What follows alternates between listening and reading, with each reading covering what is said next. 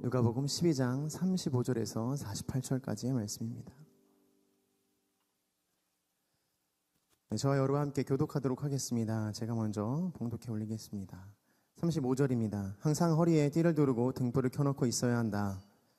마치 주인이 결혼잔치에서 돌아와 문을 두드릴 때 곧 열어주려고 대기하고 있는 사람들과 같이 되라. 주인이 돌아와서 종들이 깨어있는 것을 보면 그 종들은 복이 있을 것이다. 내가 진실로 너희에게 말한다. 그 주인은 허리에 띠를 두르고 그 종들은 식탁에 앉힌 다음 곁에 와서 시중을 들 것이다. 만약 주인이 한밤중이나 새벽에 오더라도 깨어있는 종들을 본다면 그 종들은 복이 있을 것이다.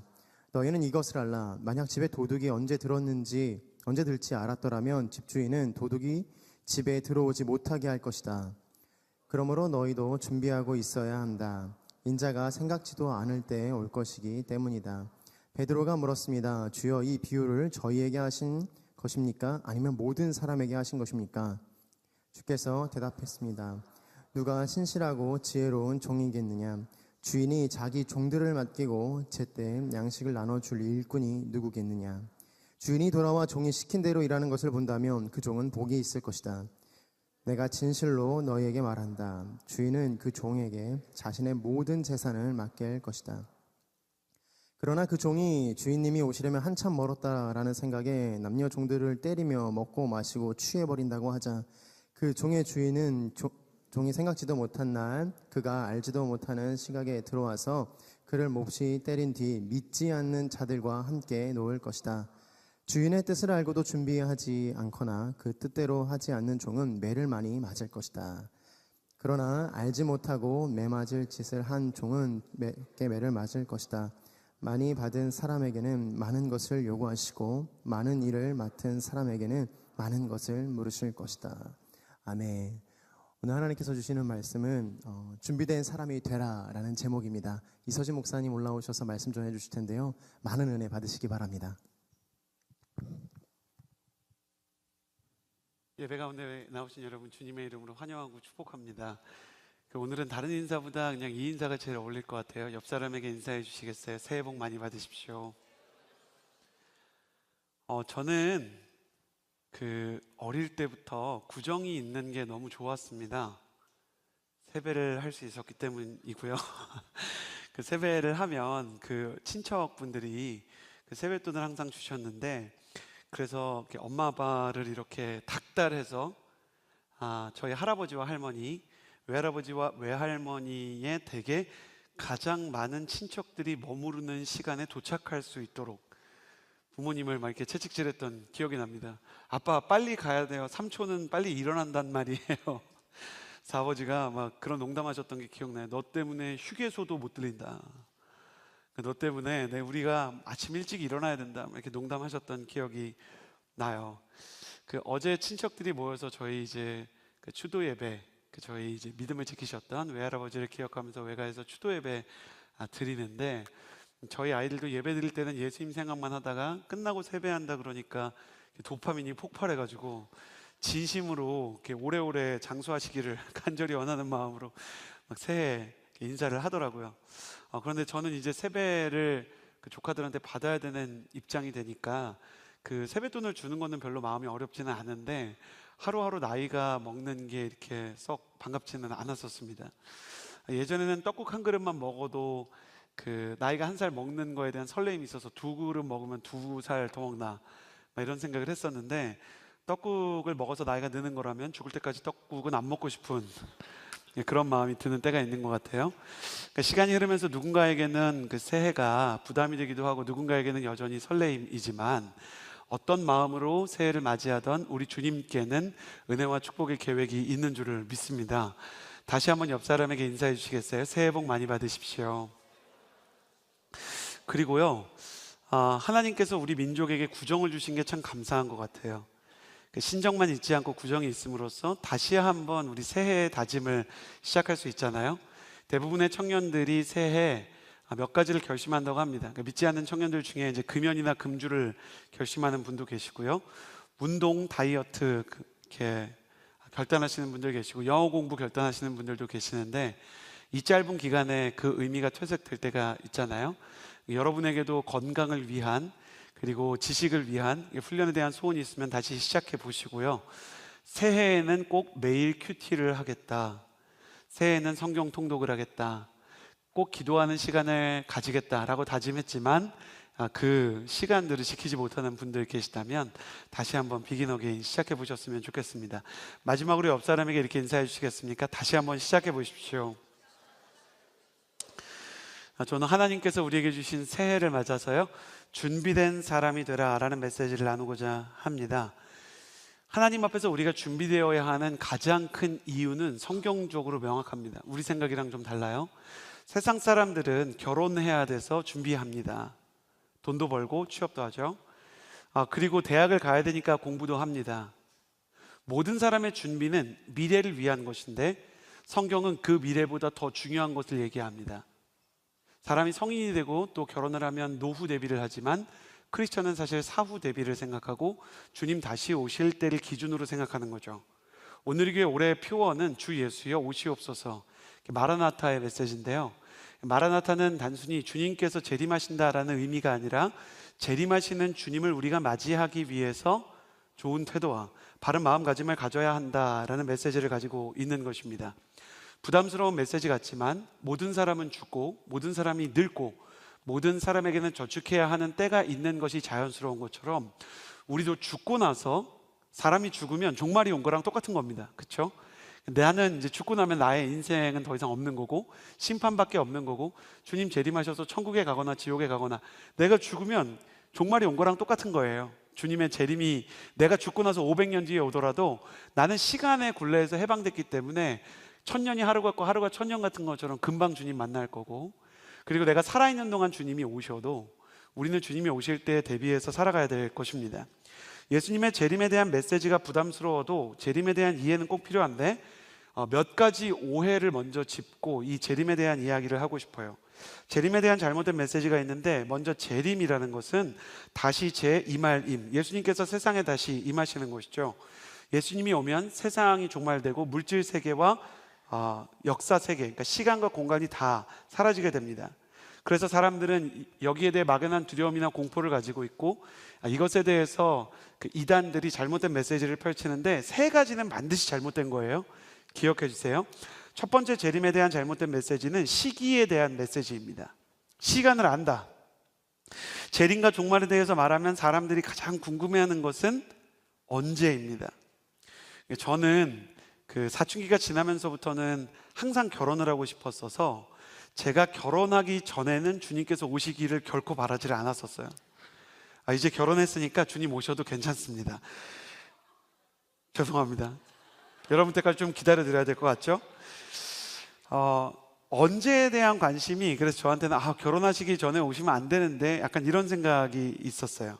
마태복음 24장 36절이 예수님이 재림하는 시기에 대해서 명확한 기준을 하나 말씀해 주시는데요, 이렇게 써 있습니다. 그 날짜와 시각은 아무도 모른다. 하늘의 천사도 모르고 심지어요 예수님 아들도 모른다. 오직 아버지만 아신다. 이것 때문에 좋은 질문을 받았는데, 예수님은 하나님의 사실상 본체시고 사실 전지전능하신 건데 왜 예수님이 그때를 모릅니까? 예수님이 모르는 게 있을 수 있습니까? 여러분, 전능해도 전지해도 모르는 게 있을 수 있어요. 이상하죠? 전지하면 다 알아야 되잖아요. 근데 왜 모르는 게 있죠? 알려드릴게요. 전지는 예수님의 능력이지 전지가 예수님을 지배하는 게 아닙니다. 그 말은 예수님이 전지를 쓸 수도 있고 안 쓸 수도 있는 거예요. 이해가 되시죠? 딸의 일기장이 책상 위에 있을 때 아버지가 그거를 펼쳐볼 힘이 있죠. 근데 딸이랑 약속을 했어요. 안 보기로. 아버지는 볼 수 있는 힘이 있고 보고 나서도 딸한테 안 걸릴 만한 능력이 있지만 딸과의 인격적인 관계를 생각해서 스스로 자신의 능력을 발휘하지 않는 절제를 가지고 있죠. 그것이 성숙한 능력자의 인생이에요. 예수님은 당연히 알려면 알 수 있어요. 그런데 이건 아버지의 권한이기 때문에 성부 하나님을 존중해서 그분의 전지를 스스로 제한하시는 거예요. 알 수 없는 게 아니라 알지 않기로 작정하신 거죠. 여러분, 이 예수님의 겸손을 우리가 닮아야 합니다. 우리가 몰라도 되는 것에 대해서는 모르는 게 맞다고 생각하고, 우리가 알지 않는 것이 유익하다 그러면 알지 않는 것이 맞다는 것을 받아들이는 거예요. 하나님의 권한은 하나님께 드리고 하나님께서 원하시는 길을 걷기로 하는 예수님의 말씀이 너무 아름답습니다. 그래서 아들도 모른대요. 오직 아버지만 아신대요. 성경에 박제되어 있기 때문에 이렇게 말할 수 있습니다. 그 때와 시기를 안다고 하는 모든 종교단체는 거짓말이에요. 누가 시점 안다? 100% 거짓말이고요. 누가 언제인지 안다? 100% 이단이에요.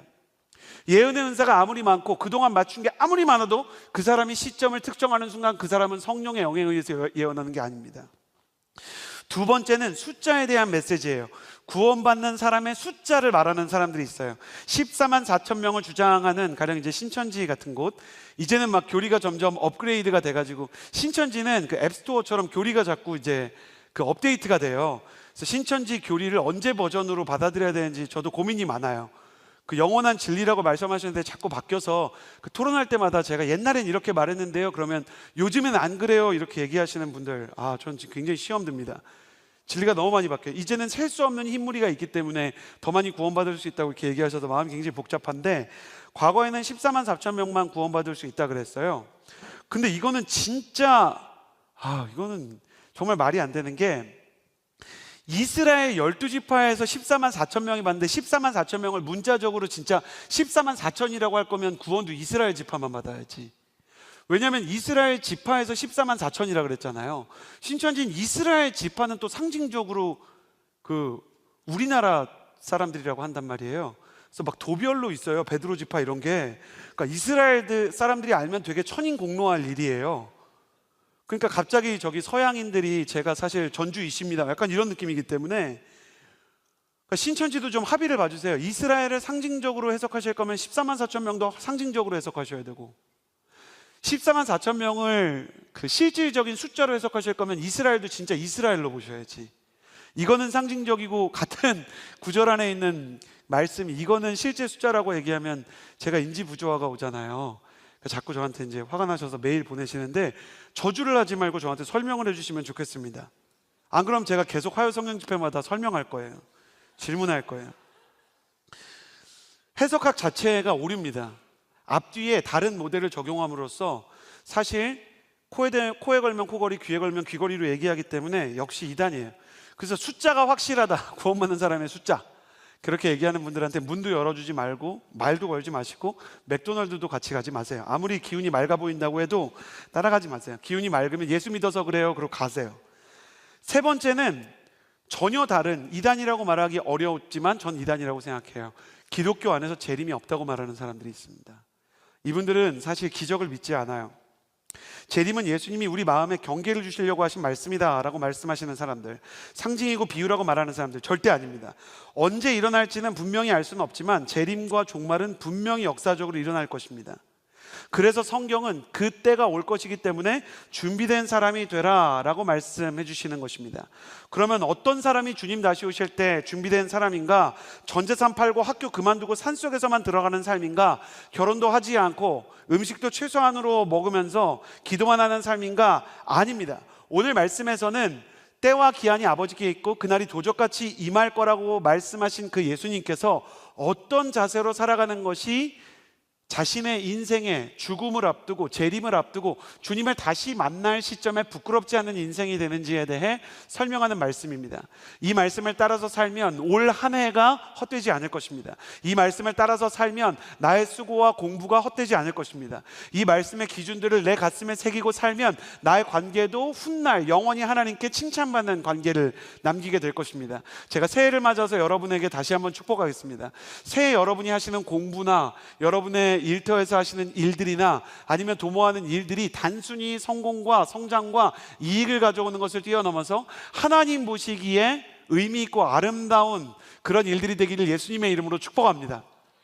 새해 여러분이 맺는 관계가 만남의 축복만 있는 것이 아니라 그 만남을 통해 하나님께서 기뻐하실 만한 열매를 남기는 귀한 만남이 되기를 예수님의 이름으로 축복합니다. 그런 의미에서 새해 복 많이 받으시고 하나님의 기준에 대해서 생각해 봅시다. 35절 36절의 말씀을 가장 먼저 읽어보도록 하겠습니다. 함께 읽겠습니다. 시작. 항상 허리에 띠를 두르고 등불을 켜놓고 있어야 한다. 마치 주인이 결혼잔치에서 돌아와 문을 두드릴 때 곧 열어주려고 대기하고 있는 사람들과 같이 되라. 첫 번째 준비된 사람의 조건은 그런 사람은 어떤 사람이냐면, 가슴에 손을 얹고 저를 따라해 주시겠어요? 인생의 평가가 누구에게 달려있는지를 아는 사람, 이 사람이 준비된 사람이래요. 예수님이 종말을 이해하기 쉽게 말씀하시려고 당시 사람들한테 익숙한 비유를 쓰시는 거예요. 결혼식의 비유인데, 유대 지방은 예나 지금이나 날이 더워요. 제가 이스라엘에 가보니까 낮 최고 기온이 유대 광야에서 58도까지도 올라가요.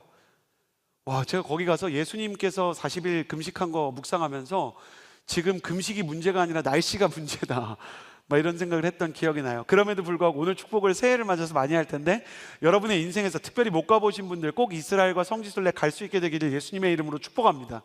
가보니까 정말 생생해요.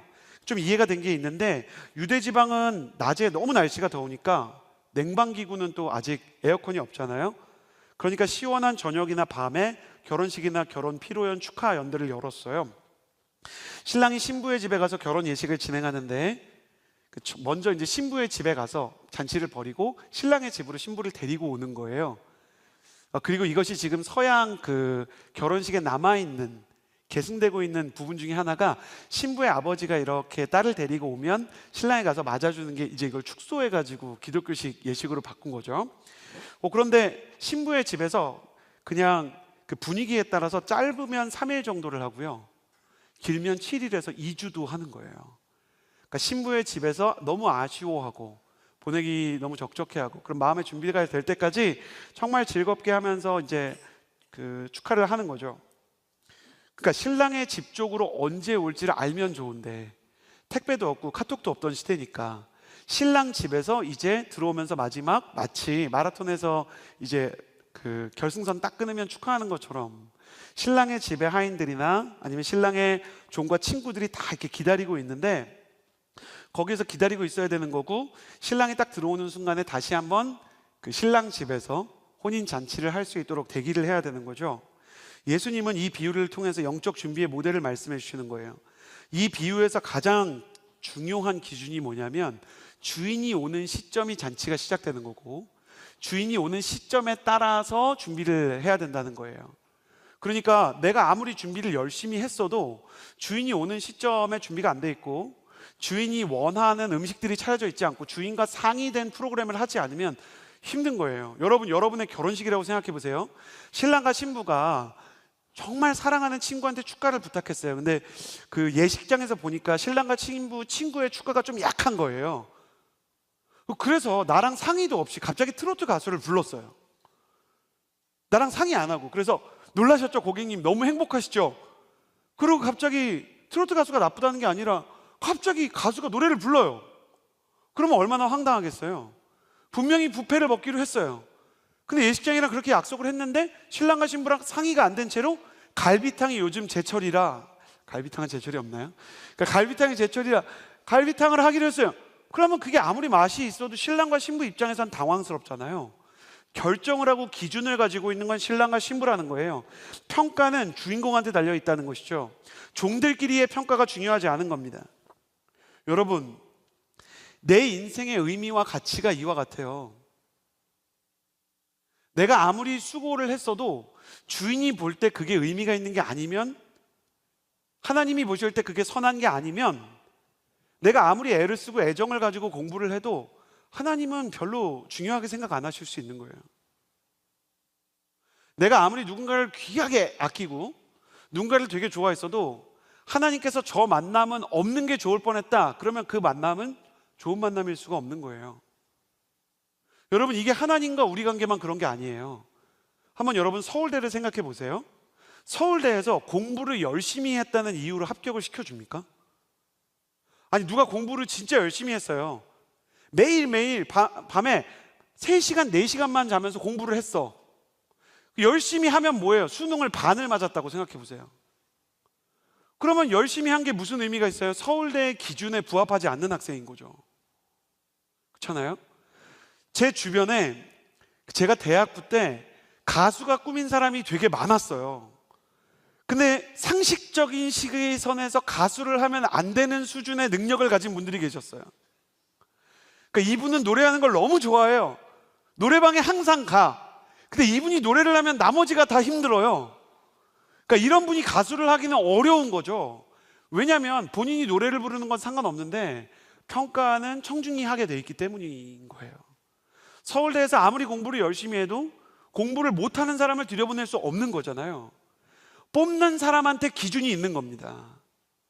그러니까 항상 공부를 할 때는 출제자의 의도를 알아야 되고, 기업에서 면접을 보는 사람은 그 기업이 뽑는 인재상을 알아야 되는 거죠.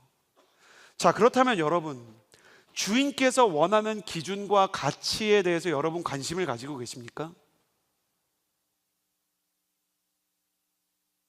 당연한 얘기를 했잖아요. 서울대는 서울대 기준으로 사람을 뽑고, 가수는 소속사에서 저 사람 능력이 되고 사람들이 좋아할 것 같아야 뽑는 거 아니에요?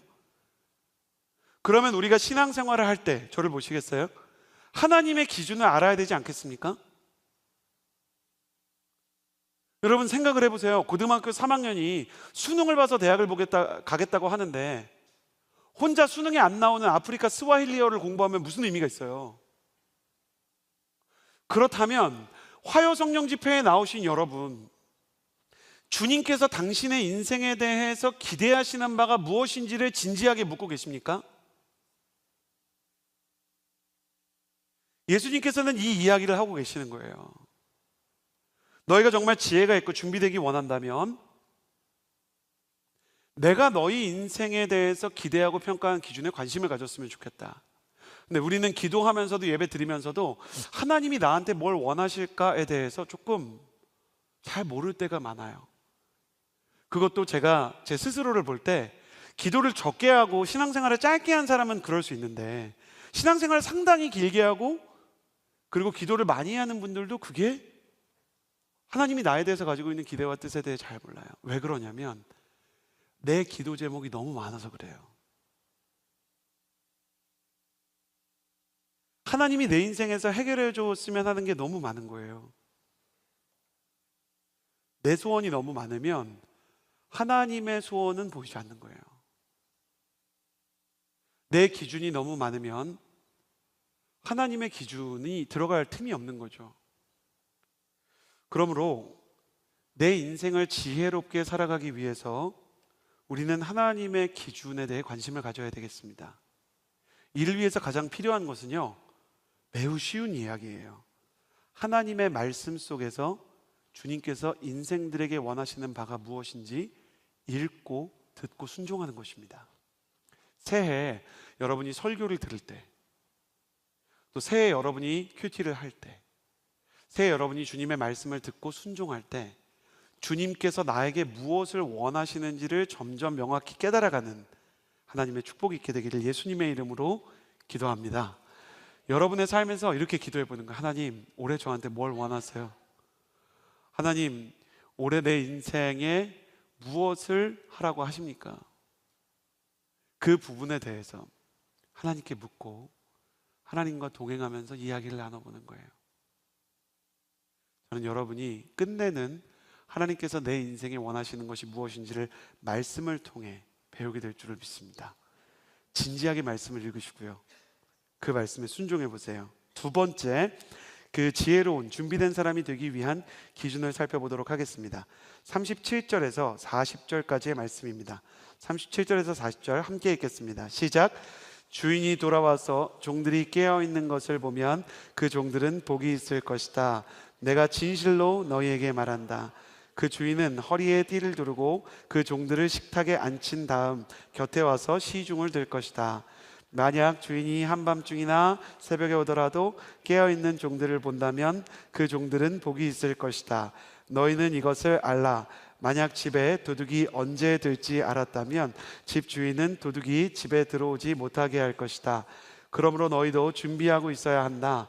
인자가 생각지도 않은 때 올 것이기 때문이다. 마지막 순간까지 쓰임받는 준비된 사람의 두 번째 특징은 계속해서 영혼을 깨우는 사람입니다. 가슴에 손을 얹고 저를 따라해 주시겠어요? 계속해서 내 영혼을 깨워야 한다. 여기에서 주님께서 깨어있는 것에 대해서 말씀하십니다. 37절에 깨어있는 사람이다 라는 표현이 조금 특이해요. 왜냐하면 일반적으로 깨어난다, 깨어나라, 일어나라 이런 표현이 있는데 이 표현은 우리말로 치면 약간 기상에 가까워요. 그러니까 부모가 자녀한테 우리 아들 내일 기상해 이렇게 잘 얘기를 안 하잖아요. 내일 아침에 일어나면 내 아빠가 기상할 시간이야 이렇게 얘기하는 건 좀 특이하잖아요. 기상이라는 표현은 예나 지금이나 약간 우리나라에서도 군대에서 보통 쓰는 표현이죠.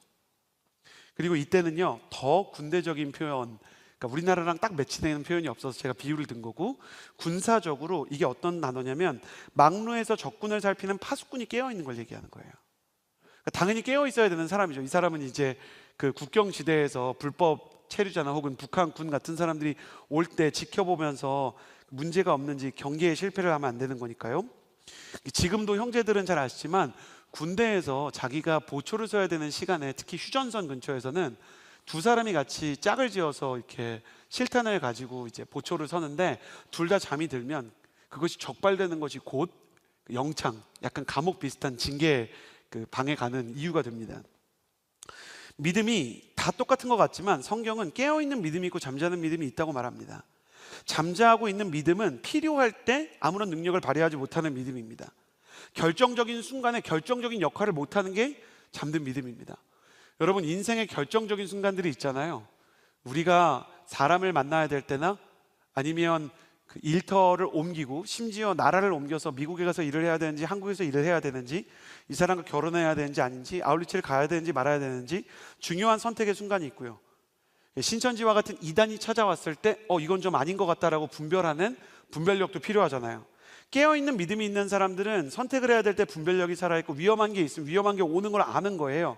잠자고 있는 믿음은 사용도 안 되고 장롱 면허처럼 면허라는 그 라이센스는 있는데 운전을 하는 법을 모르는 사람과 비슷한 것이죠. 사단은 사람들이 깨어있지 않은 시간을 통해서 희한한 일을 합니다. 옛날에 존 매거너 목사님이 미국에서 있었던 사건에 대해서 이야기를 하는데 미국에서 실제 일어났던 사건이에요. 여러분, 어떤 도둑이요 코스트코 같은 큰 마트에 들어왔어요. 근데 없어진 물건이 아무것도 없고 그리고 도둑이 가져간 게 아무것도 없는 거예요. 그러니까 이걸 도둑이라고 해야 될까 말아야 될까 잡기도 어려웠고 그냥 무단 침입 정도니까 지나갔는데 수개월이 지나서 문제를 찾아냈어요. 당시에는 조금 더 전산이 바코드에 의지할 텐데 코스트코에서 당시에 이제 그 마켓에서 그 스티커를 가지고 이제 그 프라이스 태그를 이제 나중에 이제 이거 바코드 찍는 거를 해놓는 거거든요. 이 사람이 비싼 TV랑 싼 그 TV에 가격표를 바꿔놓은 거예요. 비싼 옷과 싼 옷의 가격표를 바꿔놓은 거예요. 그래가지고 이 사람이 정상적인 고객인 것처럼 들어와서 비싼 거를 엄청 싼 가격에 가져간 거예요. 존 매가더 목사님이 그런 말을 했어요. 깨어있지 않은 믿음에게 사단이 와서 하는 일은 갑자기 뭘 가져가는 게 아니에요. 사단이 갑자기 아버지를 죽여서 데려가거나 갑자기 인생 가운데 막 치명적인 문제를 일으키는 것보다 사단이 도둑이라고 말할 때는 존 매가더 목사님은 자기는 그런 류의 도둑이라는 마음이 든대요. 가치체계를 다 뒤집어 놓는 거예요. 똑같이 사랑 같은데 하나님의 사랑과 사람의 사랑이 헷갈리게 만드는 거예요. 똑같이 믿음 같은데 기복신앙과 예수 그리스도를 향한 복음적 믿음이 다 헷갈리게 만드는 거예요. 똑같이 소망 같은데 하나님의 말씀에 기반한 소망과 그냥 나의 그냥 긍정적인 온 우주가 나를 도와줄 것 같은 럭키비키 같은 그런 소망을 헷갈리게 만들어 놓는 거예요.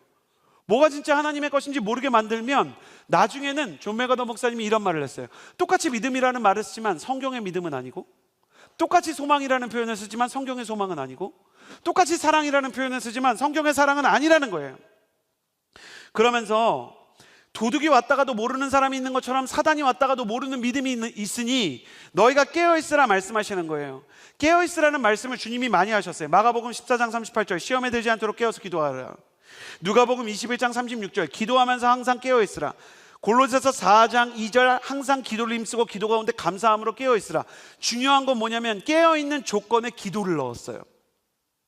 그러니까 하나님의 가치를 알기 위해서 아까 우리는 주인의 평가를 알 수 있는 기준을 알 수 있는 방법은 말씀을 보는 거라 그랬고, 그리고 이 사람이 영적으로 깨어있으려면 마가복음 14장 38절, 누가복음 21장 36절, 골로새서 4장 2절은 기도를 해야 깨어있을 수 있다, 이렇게 얘기하는 거예요.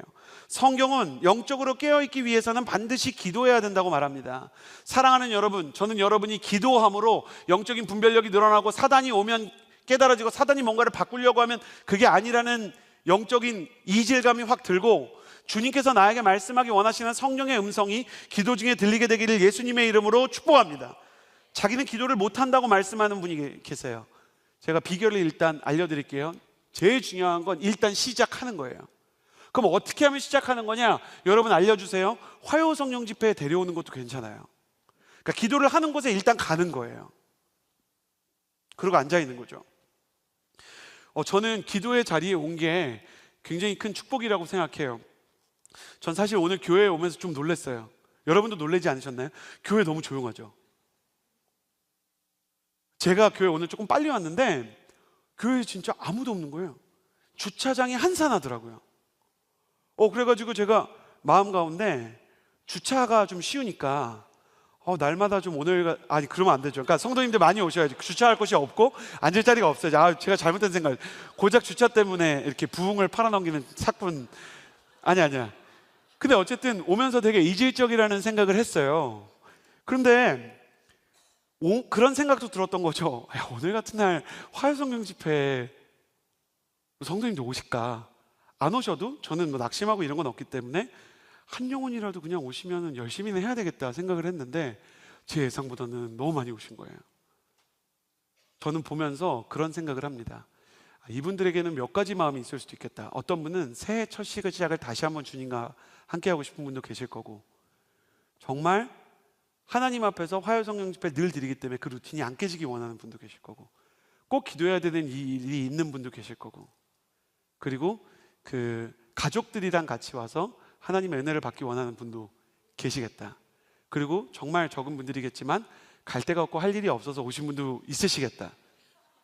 전 갈 데 없고 할 일 없어서 교회 온 적도 꽤 많아요.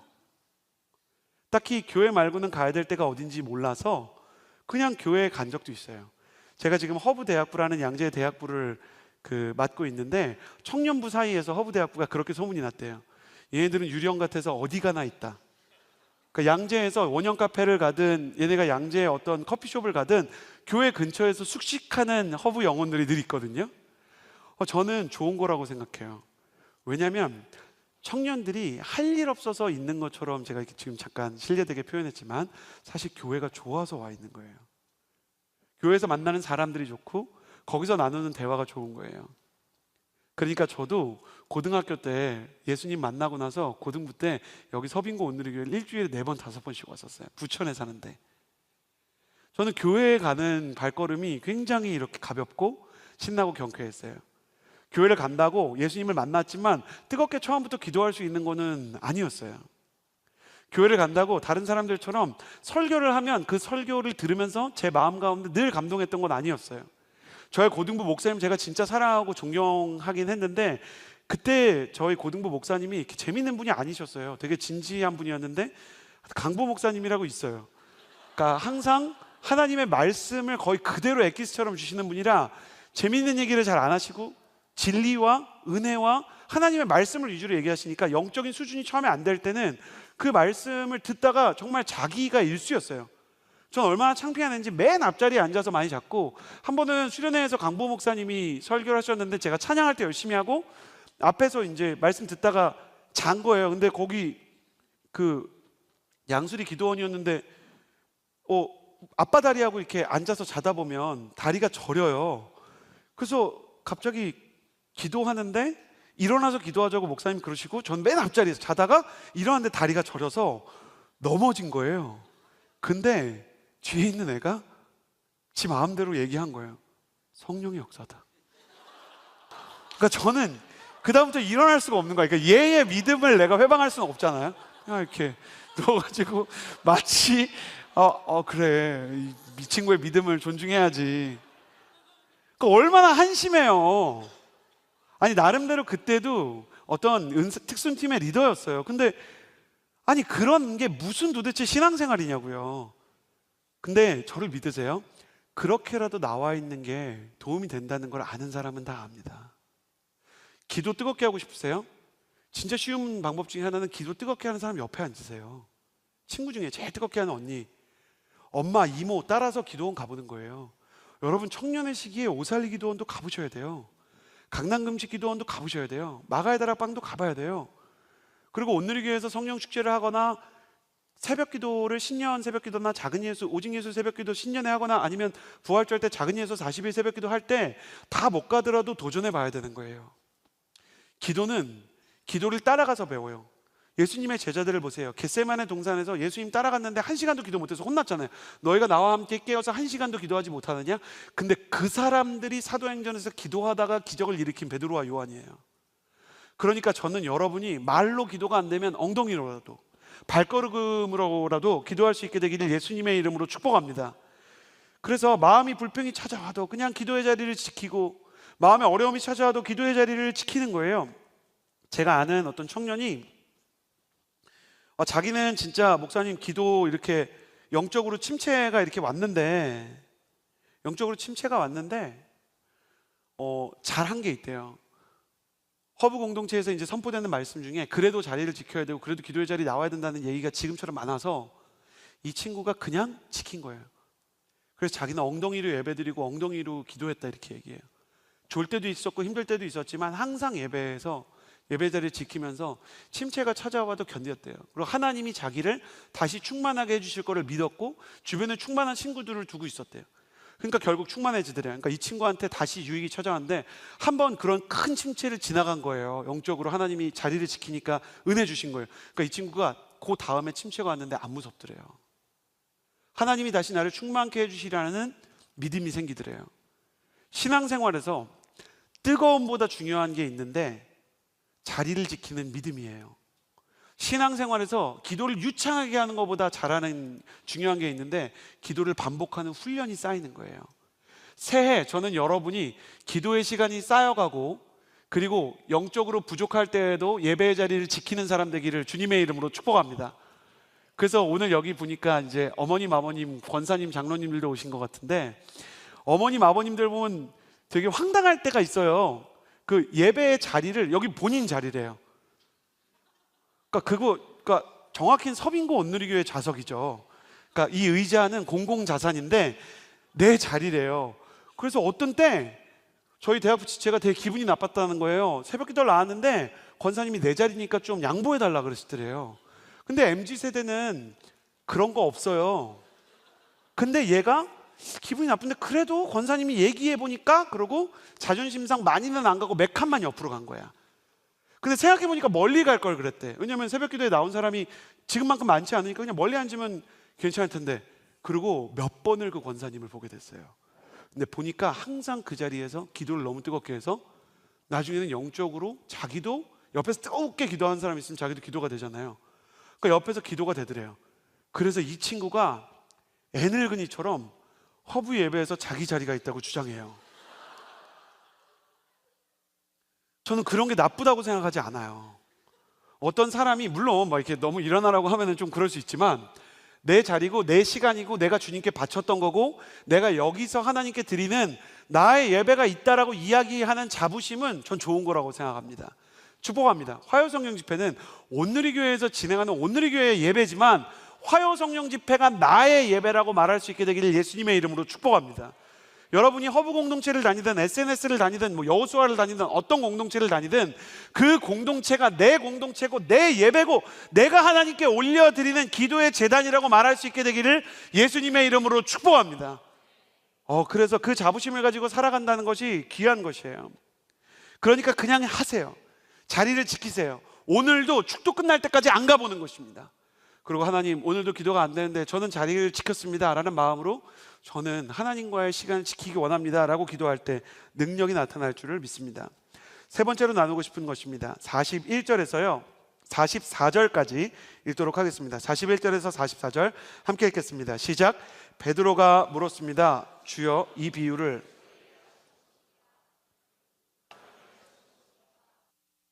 대답하셨습니다. 주인이 돌아와 종이 시킨 대로 일한 것을 본다면 그 종은 복이 있을 것이다. 내가 진실로 너희에게 말한다.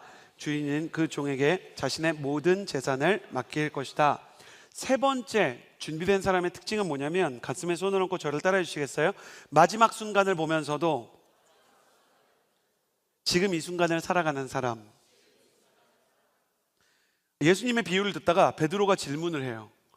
주님, 이게 우리 제자들 12제자한테 하시는 말씀입니까? 아니면 모든 그 무리를 향해서도 하시는 말씀입니까? 그러니까 주님이 뭐라고 얘기를 하냐면, 저희한테 하신 겁니까? 모든 사람한테 하시는 겁니까? 주께서 누가 신실하고 지혜로운 종이겠느냐? 예수님의 그 답변을 잘 들어보면 이게 재미가 있어요. 누구한테 하신 말씀입니까? 저입니까? 그러니까 제자들을 딱 나눠서 저입니까? 아니면 전체입니까? 그러니까 주님께서 전체도 아니고 제자도 아니야. 너네 중에 너가 지금 착각하고 있는데 제자라고 준비됐다는 게 아니야. 넌 지금 무슨 제자들은 준비되어 있는 것처럼, 제자들은 다른 것처럼 얘기하는데, 그렇지 않고 신실하고 지혜로운 종이 내가 맞는지 스스로 생각하는 게 중요해. 내가 제자라는 거에서 다른 사람과 다르다 이렇게 생각하지 말고, 내가 그래도 무리랑은 다르지 이런 우월감 갖지 말고, 타이틀을 다 떼고 나는 준비되어 있는가? 주인이 자기 종을 맡기고 제때 양식을 나눠줄 일꾼이 누구겠는가? 예수님이 이렇게 물어보시니까 내가 예수님이 좀 믿을 만한 사람인가?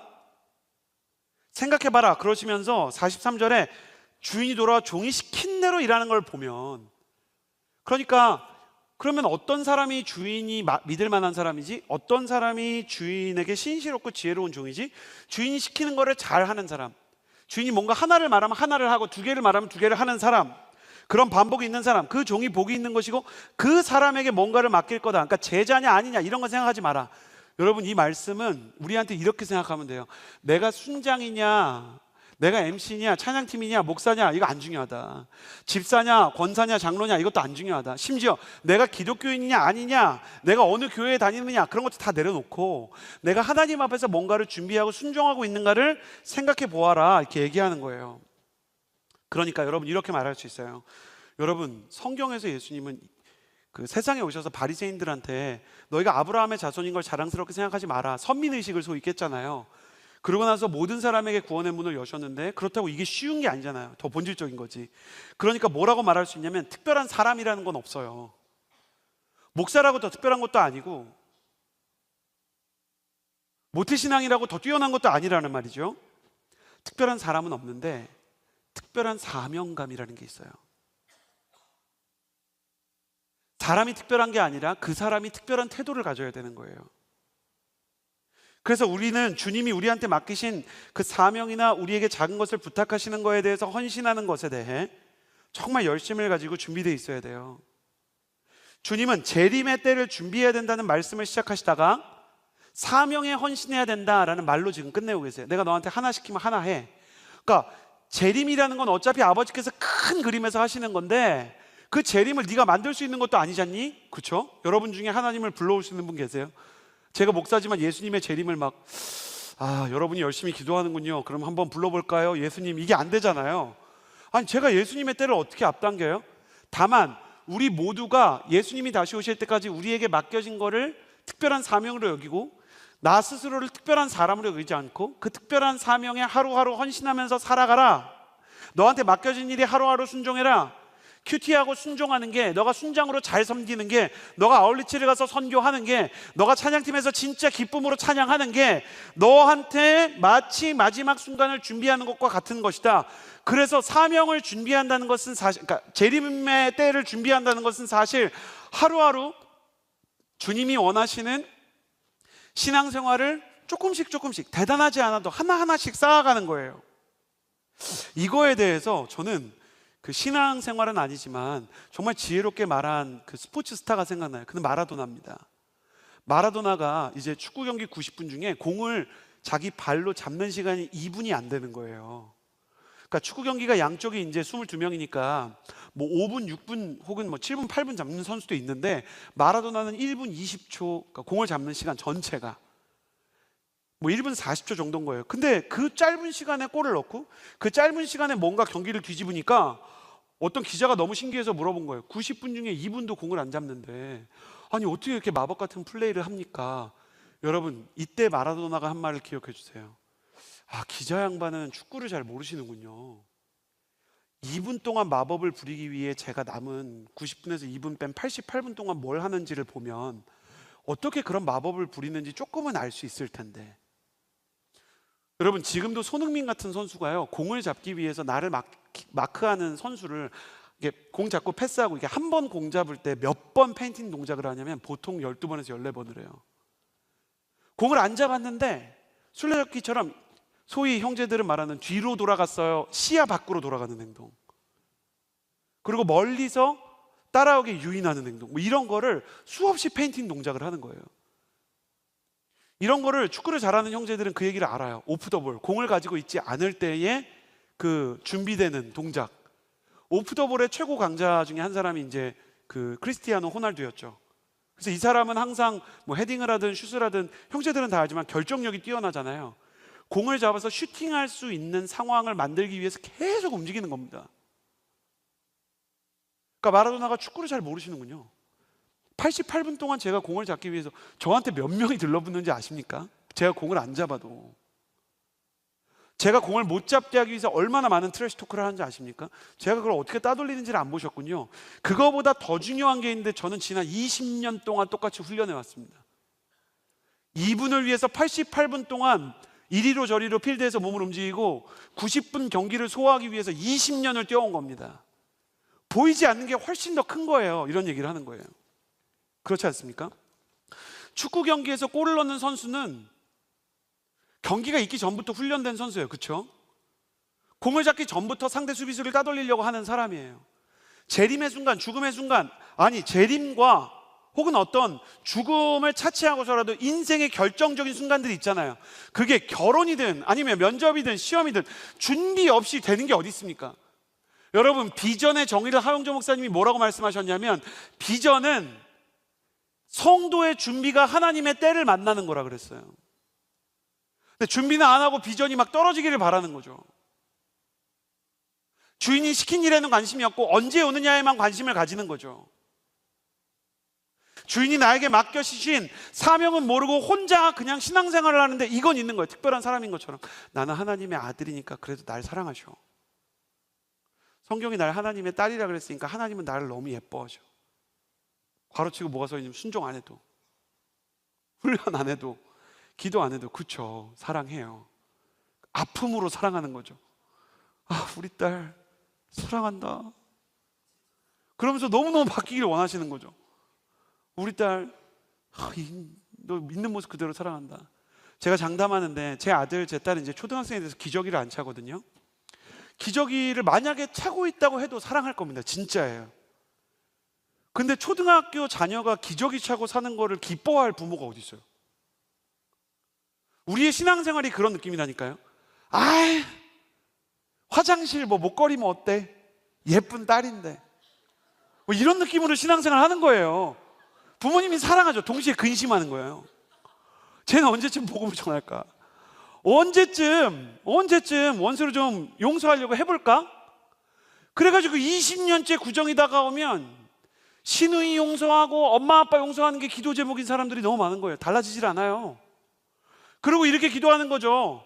부모님이랑 이제 화해도 안 되고 명절마다 막 전쟁을 치르면서 말도 안 되는 마라도나 같은 말을 하는 거예요. 하나님, 골 넣을 수 있게 딱 주셔야죠. 발만 갖다 대면 넣게. 여러분 그렇게 기도하는 거 아니에요? 하나님, 저 결혼 올해 꼭 해야 돼요. 공이 날라와서 딱. 요거를 우리가 뭐라고 기도하는 거예요? 예비된 배우자가 찾아오게 하여 주옵소서. 그러니까 나는 아무 짓도 안 하는데 발만 갖다 대도 결혼하는, 내 성품을 고칠 생각은 없어. 기도할 생각은 없어.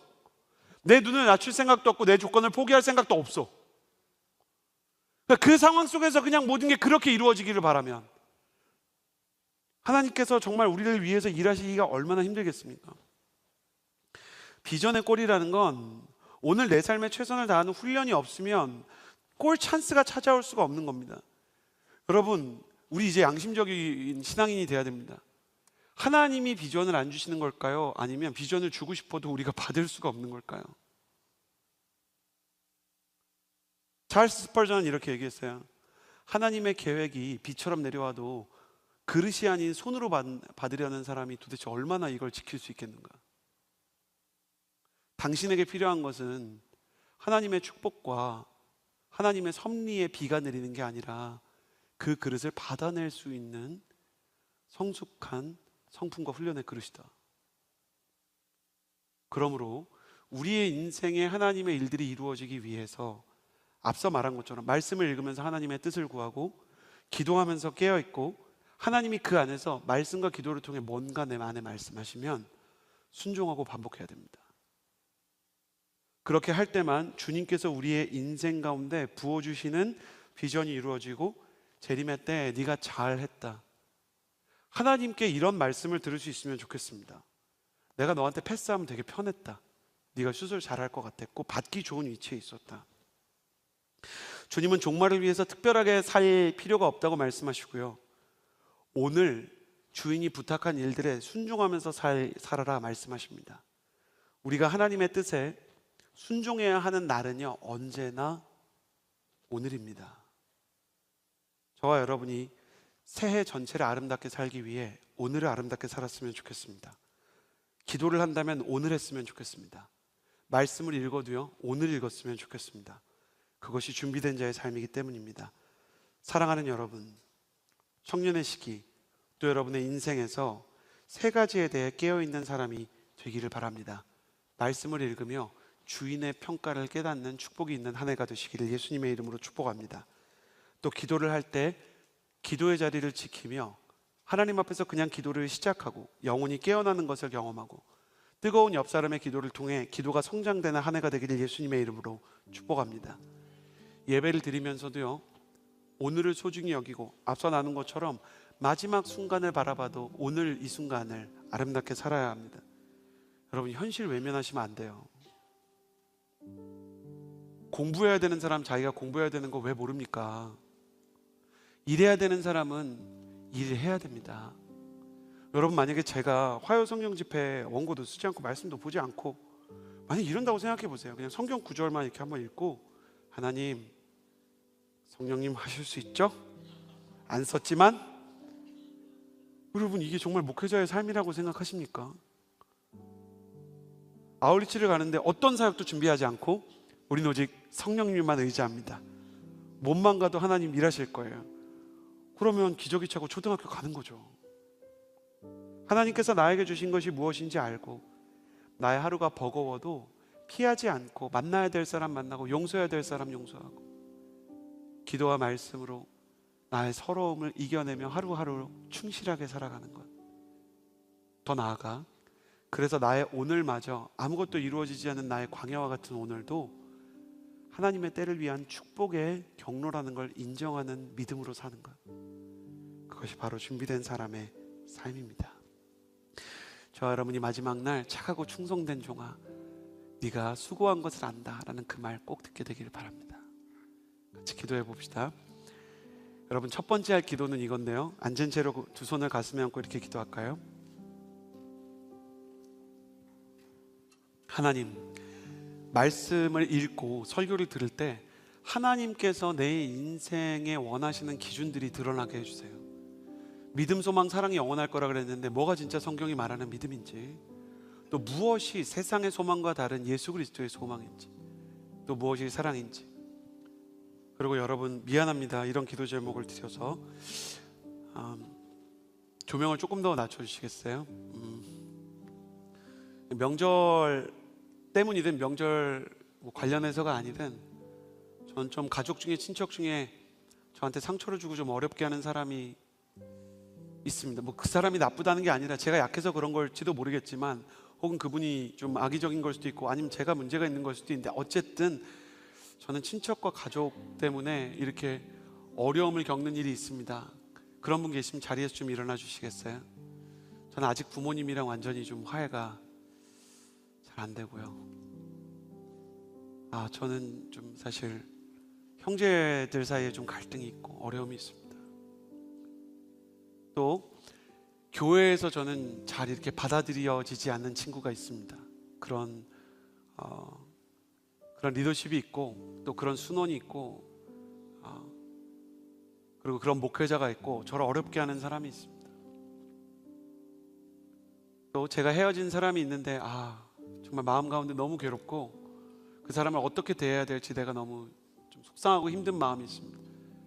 한편으로는 다시 만나고 싶을 때도 있고 한편으로는 정말 다시는 안 만나고 싶은 마음도 있고 정말 어떻게 해야 될지 모르겠습니다. 이전의 연애에 대해서 정리가 되지 않은 분들도 한번 일어나 보시겠어요?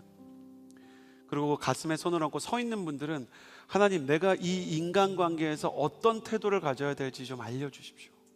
내가 그 사람을 어떻게 대해야 될지 알려주십시오. 그렇게 기도하시고요. 다른 분들도 인간관계가 아닌 여러분의 질병이나 물질이나 진로의 문제 혹은 결혼의 문제에서 여러분이 고민하는 그 영역을 주께 드리면서 주님, 제가 이것에 대해서 제가 굉장히 어려운데 어떻게 하기를 원하십니까? 말씀으로 내게 말하여 주옵소서. 주님, 말씀을 통해서 내가 어떤 태도를 가져야 될지 알게 하여 주옵소서. 이 갈등과 이 고난에 대한 성도의 태도를 내게 알게 하여 주옵소서. 우리 그 자리에서 두 손을 가슴에 얹고 주여 한번 부르짖고 기도하겠습니다. 주여!